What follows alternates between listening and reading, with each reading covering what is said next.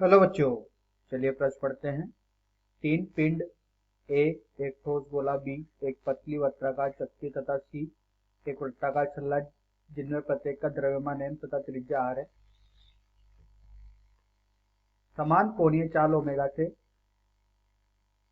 अपनी सममिति अक्षों के परिचक्रण कर रहे हैं। इन्हें विरामावस्था में लाने के लिए किए जाने वाला आवश्यक कार्यों के लिए कौन सा संबंध सही है। तो चार विकल्प दिए गए हैं बच्चों, बताना कौन सा विकल्प सही है। तो आइए बच्चों प्रश्न के लिए सर्वप्रथम मुख्य उदाहरण की चर्चा करते हैं। तो देखिए बच्चों, यहाँ से जो मुख्य उदाहरण होगी वो कुछ इस प्रकार से होगी। बच्चों, ये एक असममित आकृति का पिंड है जो इस अक्ष के परित ओमेगा से घूम रहा है। इसका जड़त्व आघूर्ण बच्चों आई है। तो देखिए बच्चों, जो इसकी घूर्णी गतिज ऊर्जा होगी वो होगी 1/2 आई ओमेगा का वर्ग। अगर बच्चों ये ठोस गोला है तो इसके लिए आई का मान होगा बच्चों 2/5 एम आर का वर्ग। बच्चों आई जड़त्व आघूर्ण होता है। अगर बच्चों ये वृत्ताकार छल्ला है तो इसका जड़त्व आघूर्ण 1/2 एम आर का वर्ग होगा। और बच्चों अगर ये एक बच्चों ये 1/2 एम आर का वर्ग शक्ति के लिए और छल्ले के लिए होगा बच्चों एम आर का वर्ग। बच्चों ये तीनों जड़त्व आघूर्ण जो कि बच्चों ये है ठोस गोला का, ये है चक्ति का और ये है छल्ले का, ये इनके केंद्र से पास होने वाली लंबवत अक्ष के परित दिए गए हैं। तो आइए बच्चों इस मुख्य उदाहरण के आधार पर ही प्रश्न को हल करते हैं। तो देखिए बच्चों, यहां से तीनों आकृति बना लेते हैं। ये एक ठोस गोला है। ठोस गोले में बच्चों द्रव्यमान इस तरीके से विपरीत होता है। ये छल्ला है बच्चों, छल्ले में भी द्रव्यमान विपरीत होता है। और बच्चों यहाँ से बच्चों ये चक्ति है और ये छल्ला है बच्चों। छल्ला जो होता है बच्चों, इसका जो द्रव्यमान होता है बच्चों वो केवल इसके परिधि पर ही उपलब्ध होता है बच्चों। यहाँ पर इसका द्रव्यमान होता है बच्चों। बाकी अगर इसके द्रव्यमान की बात की जाए तो बच्चों इसका जो आंतरिक भाग होता है बच्चों, यहाँ पर कोई द्रव्यमान उपस्थित नहीं होता। द्रव्यमान केवल यहाँ पर उपस्थित होता है बच्चों। ये कुछ इस प्रकार। तो इन तीनों का द्रव्यमान m है और त्रिज्या r है इस प्रकार से। और बच्चों ये इनके केंद्र से एक अक्ष गुजर रही है। इस प्रकार से कोई अक्ष गुजर रही है। इस अक्ष के परित अक्ष है, ठीक है।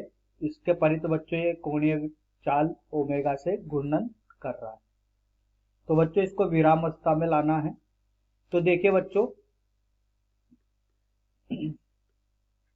गतिज अवस्था से विराम अवस्था में लाने के लिए जो बच्चों यहाँ पर कार्य होगा यही होगा बच्चों गतिज ऊर्जा में परिवर्तन। तो देखिए बच्चों, यहाँ पर एक कोणीय वेग ओमेगा से गति कर रहे हैं। तो इनके लिए जो गतिज ऊर्जा होगी वो घूर्णी गतिज ऊर्जा होगी, जो कि घूर्णी गतिज ऊर्जा दी जाएगी बच्चों 1/2 आई ओमेगा वर्ग से, जैसा मुख्य उदाहरण में देखा है। तो देखिए बच्चों, सर्वप्रथम ठोस गोले के लिए देखते हैं। तो ठोस गोले के लिए यहाँ पर देखा जाएगा तो इसकी जो ये कार्य ए का किसके बराबर होगा बच्चों, गतिज ऊर्जा में परिवर्तन के। बच्चों अंतिम गतिज ऊर्जा तो शून्य हो जाएगी, तो प्रारंभिक गतिज ऊर्जा 1/2 आई ओमेगा का वर्ग होगी। तो देखिए बच्चों, यहाँ से जो कार्य निकल के आएगा ठोस गोला का वो निकल के आएगा 1/2 आई का मान होगा बच्चों, जैसा मुख्य उदाहरण में देखा 2/5 एम आर का वर्ग ओमेगा का वर्ग। 2 से 2 कट गया बच्चों। तो ए के लिए जो कार्य निकल के आया 1/5 एम आर का वर्ग ओमेगा का।